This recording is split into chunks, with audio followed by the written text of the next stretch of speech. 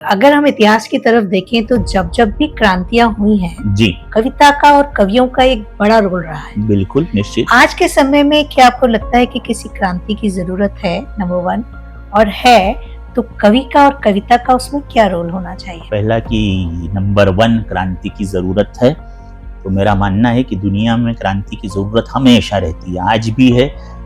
यदि हो जाए क्रांति तो भी उसके बाद है, क्योंकि क्रांति का अर्थ होता है क्रमबद्ध सुधार, निरंतर सुधार, और सुधार की गुंजाइश कभी कम नहीं होती। इसलिए आज के समय में तो ज़्यादा ज़रूरत है क्रांति की। दूसरा, उसमें कवि का क्या योगदान है? तो सबसे पहले हम क्रांति की बात यदि बाहर से शुरू करें तो बोल्शेविक क्रांति हुई सोवियत रूस में, तो 1919 की बात है। तो वहाँ के लेखकों का योगदान था, जो लेनिन थे, कार्ल मार्क्स थे, इन्होंने जब दास कैपिटल लिखी, इन्होंने जब कम्युनिस्ट मैनिफेस्टो लिखी तो क्रांति हो गई। ऐसे ही 1789 में फ्रांस में क्रांति हुई स्वतंत्रता, समानता और विश्व बंधुत्व के लिए।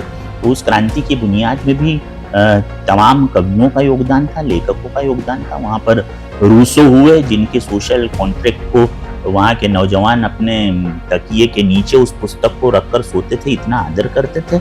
और वो शुरू ही होती सोशल कॉन्ट्रैक्ट पुस्तक की पहली लाइन ही है कि a man is born free but he is found everywhere in chains.